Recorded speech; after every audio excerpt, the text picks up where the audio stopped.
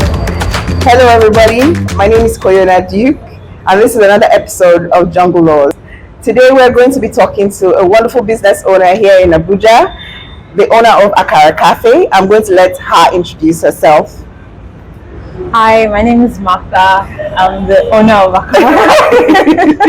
Hi, Martha. Okay, so Martha, today I have questions for you. I want to give people a feeling and an understanding of what it takes to run a business in Nigeria. Because you know how we're always talking about how Nigeria is a real jungle, and what does it take to actually thrive in a jungle, or even if you're not thriving, but at least survive in the jungle. Exactly. So that's what we're going to be going through today. So I've asked you for your name, so I'd like you to introduce yourself, introduce your business to us, what you do, and so on. Let us know who you are.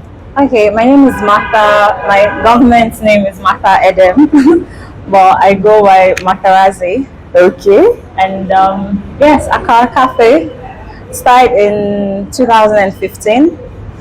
Not many people know. People often think it was like 2 years ago, but started in 2015, and yeah, it's been a jungle. Yes. Okay, so going on from that question, so was Akara Cafe a passion project? Because the first time I met you, funny enough, I had met Martha at a where did I meet was you? it DMP? I met you ages ago, but then we met again at the what they call this place, that British Council event for entrepreneurs. No, but that's not the first time we met. I don't know if you want this on air. You were buying lingerie for your bride. Oh yes, Really nice. Yeah, that's all right. That's all right. That was before I got married. Yes, and I was buying lingerie. Yes, that's where. Yes, Martha is a prolific business owner. She has been through quite a few businesses. Okay, so was this a passion project, like I'd asked before? Was this a passion project, or was it something that was born of necessity? Both. So I did my NYC in Abuja, and I knew I always wanted to be an entrepreneur, but as with everybody else, think, okay, let me work for a few years, save, exactly. and make connections, I get contacts, and then start. But the saving part never works because they don't pay you enough to save anything. And so when the job I was doing at the time just ended abruptly, and so I thought it was not a pleasant experience. So I just thought, you don't just do it, do it. The business, just do it. At the time, I was already had a lingerie store, an online lingerie store, which was doing pretty well. But then the business could, at the scale that I was doing it, the business could sustain itself, but it couldn't sustain both of us. Yes. So I figured what to do. Food, daily income. But then I didn't want to do general merchandise, so then I thought, I grew up in Kalva, and every morning would see women would hawk Akara and Ogi, yes. and people would buy. So it occurred to me that I'd never seen Akara in Abuja. So until I asked, and then people started showing me street corners and stuff. That sort of and thing. so I was like, if we took Akara out of the streets and made it how we have pizza huts everywhere, how local delicacies in other parts of the world that have now become mainstream. Yes. So that was basically the idea. If we got Akara into out of the street and into a home. Okay, then people had one location that they knew they could go to. Come to, and then after developing, knowing that was what I wanted to do, I really like Starbucks. So basically, my business is modeled after Starbucks. Okay. In the sense of one product. So they have one product which all of their stuff is based centered around. So it's coffee. They sold coffee for years and years, and in fact, first of all, they started with grains, they sell coffee beans and whatnot. Yes. So, but as the Starbucks that we know now, they sold coffee as a drink. Years and years, it was as it kept going, then they started adding pastries and stuff, and as the brand grew. So that was it, one product, Akara, and then the business built around. Yes, everything around that. So I would ask, what has it been the most difficult thing about running a business in Nigeria, in Abuja, but in Nigeria specifically? Well, with different stages of the business, there are different things that are most challenging at different stages. Yes. So in the beginning, of course, funding. When I started, I had a picture in mind, and like you think, okay, 20,000 for instance is going to be enough to do it, and then once you start, like it's a real jungle. The costs just, and then that's to even with expansions as we've been doing, you think, okay, this project, so which also has the Nigerian factor in, there's no stability, so you can't project. Exactly. So you think this amount is going to cover for this, and then you start the project and just money just skips, and then at this point, like you're halfway in, like what are you going to do? You can't start backtracking. Exactly. So at different stages, but I would say the major Nigerian problem for businesses is inability to successfully project. Because I mean, you can project. Yes, you can try. You can try. Is there anything you want you can successfully have like an plan idea and say, okay, at this exactly point, this is what is going to happen, and then with this, I can. So with the currency, the everything just kind But of. I don't think that there's any specific market in the world where you can make actual projections and you say, okay, we're going to stick with this. You can make projections that will give you some sort of peace, but it's like a boxer. You have plans, you get into the ring, and everything changes. So the idea of projection is just to know that this is how it's a plan. So, and as all plans, there are assumptions. You assume that if you do this, then this should happen. There's natural things that would affect those assumptions, but as for business specifically, if you cannot say, let me give you an instance. When I was sourcing for funding, so I got the letters I was sending out to investors had a particular amount. This was what was going to, and at the time, that amount would have covered what we needed to do. Yes. But then by the time, it took a while to implement. it took a while to even get investors first of all. So by the time we got the monies and everything, it wasn't things enough. had changed. Yes, naturally. Yeah. And so going to the market, this was what. So it just made me seem, even though they could see, but it still just made me seem exactly because like it was like couldn't you plan for shows? Can we please more? So that's not very good for businesses. Even like starting this location, the plan was like this year. So even with like staffing, with everything, because like if the economy changes, you need to also pay staff to suffice for what's the economy. I mean, if you want your, if you don't want people to be angry at you, or if you want your business to go as it's going and nothing happens, you have to pay people, because what they could do with, let's say 50,000, they can't do with maybe even 70,000. So it just scatters everything. It becomes very difficult. Then for business like this, pricing. It does affect your pricing. Is a very important, because one of the core values for us is affordability. Like it's supposed to be for the masses sort of business. Thing. So should be able to be competitive with even like roadside sellers. The difference shouldn't be like it's not supposed to be high end. Exactly. So, but then it's a struggle having to fit in. How to cut here, enter here, cut here. Thankfully, nothing that we use directly is imported. Exactly. But then there's other all things. The other support, furniture. There's the dishes. There's things like that. Well, all those other things. Yeah. Okay. So, what are the most creative ways you raised money? Just give us two of the most creative ways you raised money for your business. So the first. Not the first location, the third location that we're at, the last place that got demolished. I think that's the most interesting. It was after the business accelerator program, business accelerator program. So I was like out and out before that program. So being selected for the program gave me a boost again, like to help you. It just showed like, okay, people, this is something. Someone else sees what I'm doing, and so because the business was shut down at the time. So after that was the first time I really heard about crowdfunding. So I thought to try. I was like, okay, let me just once you get past the shame of begging for money, because there was that. The shame of just publicly begging for money, because exactly. that literally is what it is, begging for money. Then yeah, so I just did a list. I started with the list. This is what I need. Please, can I just kept posting on my social media? Gradually, people just started donating, and the most heartwarming were the people who would send like 2K. You knew that they didn't have much, but they just wanted really to wanted to support. Yeah, and so which was very heartbreaking when the place was demolished, because I just felt like it was community effort. The people, I literally just got the contractors who built the place just from social media as well. So they had a construction company, and so he said, okay, they'll build like 50-50, we'll pay half afterwards, and they never even collected the money. So they built. I mean, I'll buy supplies.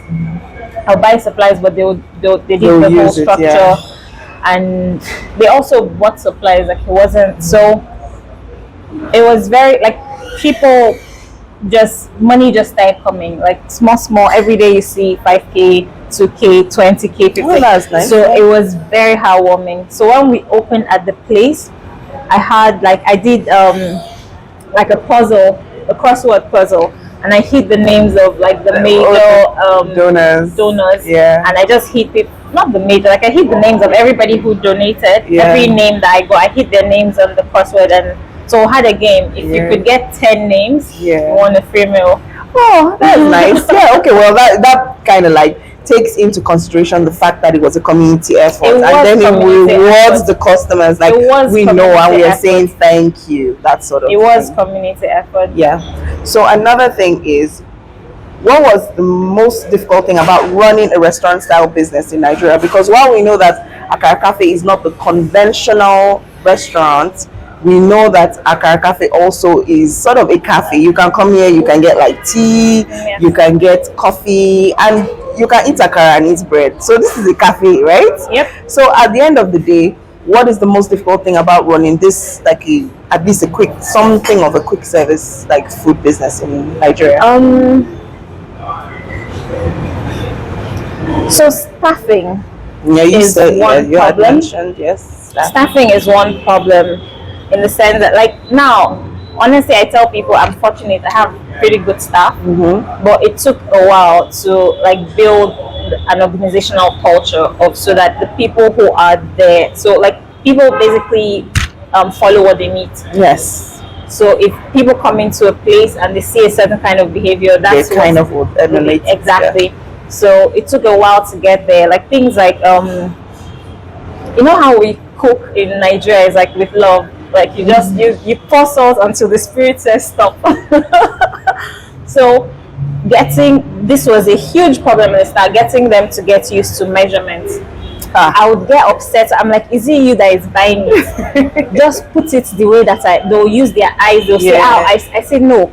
Use the measures that I gave you.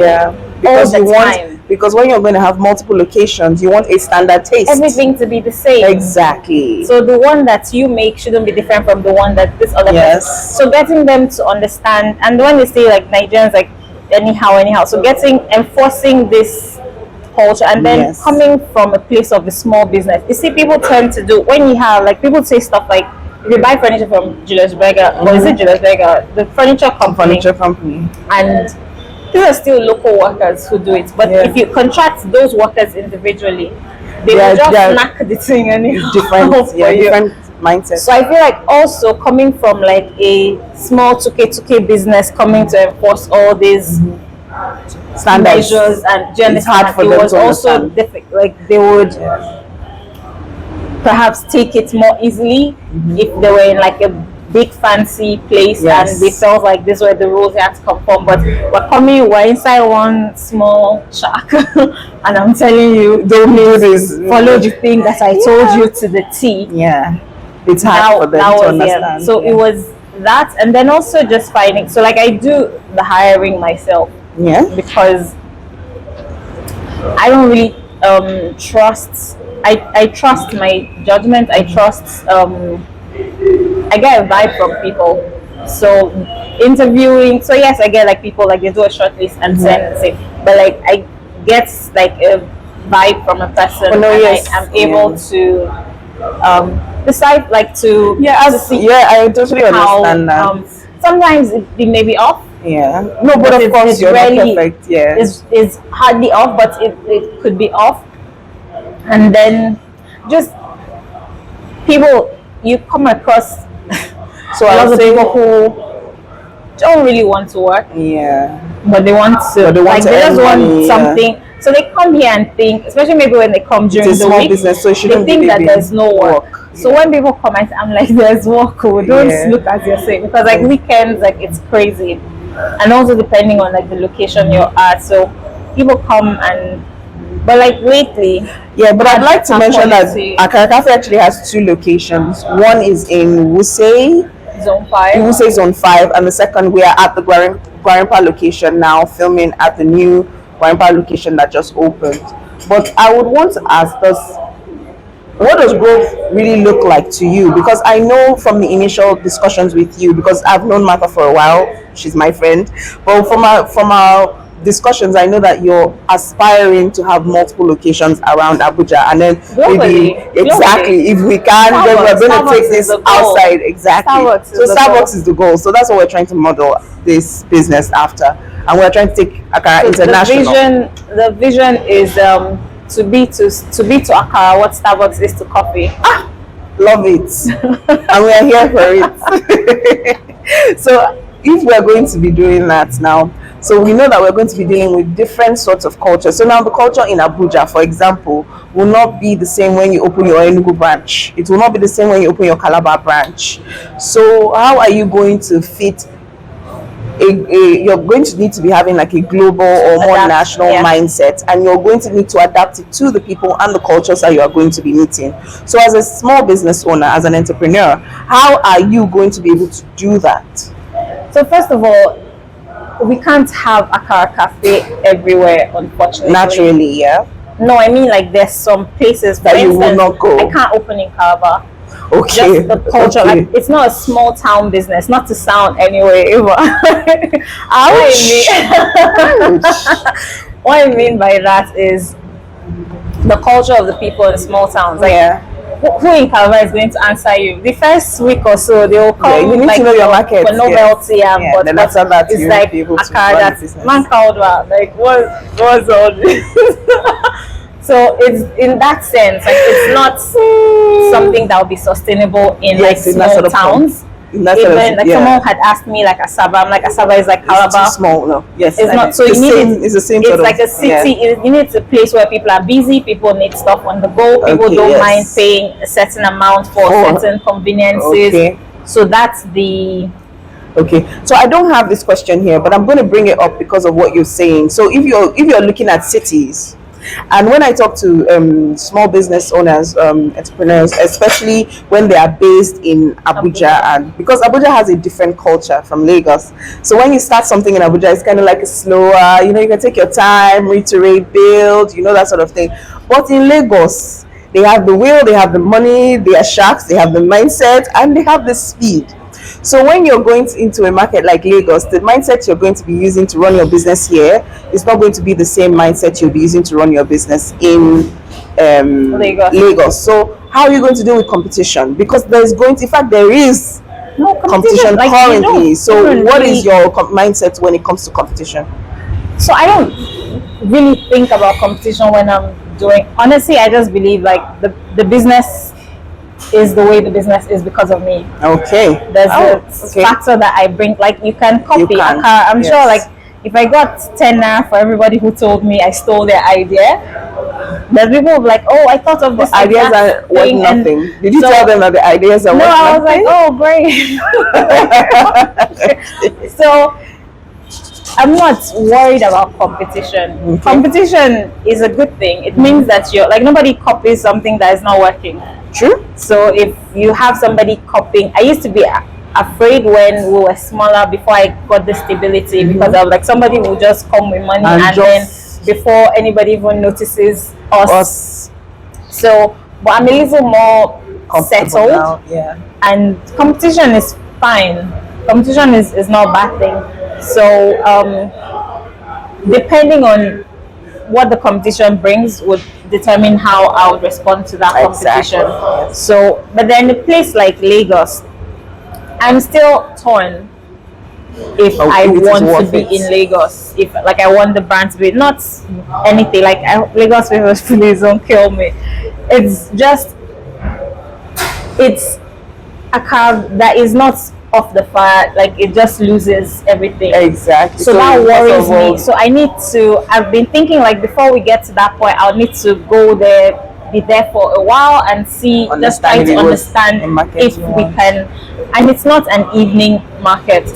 So it's also something to consider. Could we do it like evening? Because when we started, actually, there was a time we were just running just evenings, 4 to 6 or 7 or so. Yeah. So it would be to understand like how it can work in Lagos, because morning time there's What traffic, kind of model there's to all of those adapt, things. yeah. People, I don't really, I've not been in Lagos for long periods for a long time.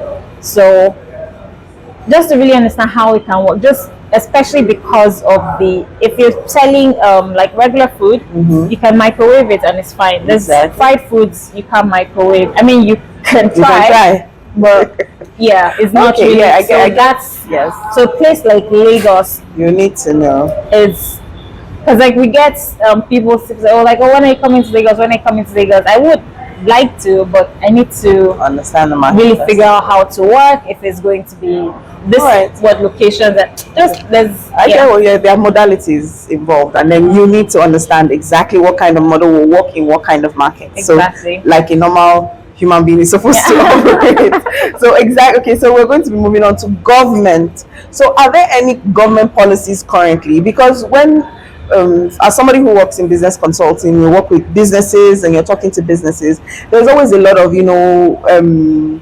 chatter from the government about how they are supporting small businesses and what they're doing to support small businesses. But then we are working on the ground with small businesses, and I like to ask business owners, what are the government policies that are supporting your business? Are there government policies supporting your business? And if so, what are they? So that other entrepreneurs can understand it. So I've been a beneficiary of 2 government loans. Okay. And the first one, so I feel like the thing with government is there's no real structure. So they give you money, but that's it. And then they don't, so like in the first instance, the space we're using, there was some issues we had, like right after getting the money and doing the things that we need to do with the money, there was issues about demolition. They came and like started, we had all these demolition issues. And then I would think that if I got money from the government, meaning they had come and checked the place and found that it was a legally situated business, or if it wasn't, could have given advice at the time and said, oh, I don't think this is, it may not, or something like that. So for to get money from government, and a couple months later we're facing demolition, it just, and then afterwards they came and they were harassing me I'm like, I don't have money, like all the money, I don't have a job, I don't have. They called me to EFCC, I'm telling you. I kid you not. So when I saw the message like asking me to come to EFCC, because it was about a year or so, the business was closed. Yes. And I don't have a job, like my, literal blood, sweat and tears. Yes, like the business has really been all that I've been doing. I mean, side things from time to time, but so I'm like, I'm trying to raise money to resume the business. So when the business was running, you weren't coming to ask me. I was paying my monthly payment. So, and you have all my credentials. Like, I'm not going anywhere. Maybe I can still. But yeah, so there's no real structure to helping small business owners, like genuine help. And it has to be a synergy. Like there has the agencies need to be working together. Corruption, which is, I mean, something that's not much that we can do about that. But then it's not enough to just say it. Being able to offer money, finance, is very helpful. But then, because in fact, this second funding that I got and all if I had gotten it earlier than this, I may not have been as successful with the money as I am now. Yeah, there are things that I've learned. But then, so I feel like that structure. It's the honestly, the government as a whole, they have like their head is in a good place. They have the intention, I believe, but is how to execute, and like the people that they get to do these projects. Like they just put people who I believe don't really know or understand the vision, how to go about things, and then or are still like. But I think what's the nice way to say this? Like outdated people. Yeah, but I think the new people in power, like the new Smedan head of Smedan, is actually trying to make real progress with small businesses. Well, so we see. So I'm hoping that more of the policies are rolled out, and as people begin to understand those policies, then we're getting real. We'll see, because they come, and then even sometimes like these loans too. Sometimes it becomes political. Yeah. How to get the loans and all that. But is it political, or is it our lack of faith in the system that makes us think that, okay, we're just ordinarily disqualifying ourselves because we believe it's political? There's also that to think about. So there's perhaps it's both. Perhaps it's both. But then perhaps it's both. But if you feel like yes, you've applied, and I don't know, maybe just the selection process is not, or maybe they just get tired enough. It's not or transparent enough. Maybe there's just like a plenty so many applications. They just do timbo. The first 50 people, don't take it. Maybe that, but okay. Honestly, like I give the government really does have like. There are times when I would feel like, oh, the government isn't support, but it's not the government per se. It's really the people who are in this position enforcing it. Like the first loan that I got, like they come to your business. They even have like a forum where so this is again why I talk about like it's outdated. So they invited me. They said they were doing trade fair or something like that. That I should come and show my something in Kaduna. Was it Kaduna or Kano or something like that? That's I shouldn't know why they'll pay for me to go and whatnot. But like, what's trade fair? For my business, first of all, like what do I need for trade? So they still have a lot of the institutions still have like just ideas of what it takes to support businesses. Exactly. So maybe like a refresher course or something. Okay. All right. It has been wonderful talking to you. So I'm going to run down the 3 laws that I've picked from talking to Martha today. She has mentioned something about people. When you're picking people for your business, she has mentioned something about process. When you are trying to build a culture, a particular culture, so that anybody who comes, you need to build an environment so that anybody who comes can actually do well within the system you have created, and enforcing those systems, no matter how small you are. I mean, you were doing it in a small like shack at some point, because that's how it like it starts from somewhere. Yes, you have to build processes from the get-go. It would be difficult to start teaching them in the middle of it, like, oh, let's start doing like this. And I think another of the laws that really stood out to me is the embarrassment law. That's the price of entry. If you're not okay to get disgraced in public, you can't be here. Like, I know Martha has been in business for a while. We've been in business. I will say we, because as far as I'm concerned, I'm a board member. Yes, so yes. I'm an undocumented board member. Yes. And we have so much stake in this business because we keep rooting for her, and because we know what she's really been through. And so supporting this business has been very important for us. And so I should say thank you to you, like the team. There's just been like a whole tribe of people that I know that I can always like whatever, even if it's just a word to say. All right, so give us your social media handles so that we can make sure that people go at Akara _cafe and Akara Cafe Brand, one word. Akara Cafe Brand, Akara _cafe. That's the flagship. Okay, so we will link those below. And what about your personal handle?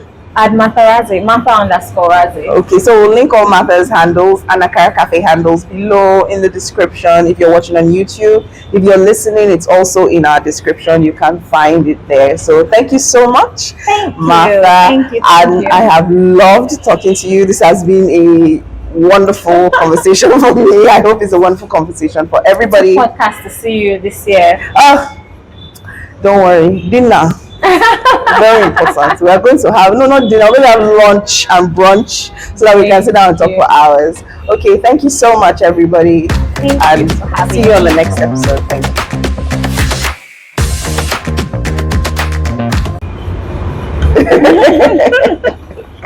All right, so thank you so much, Mama. Thank you.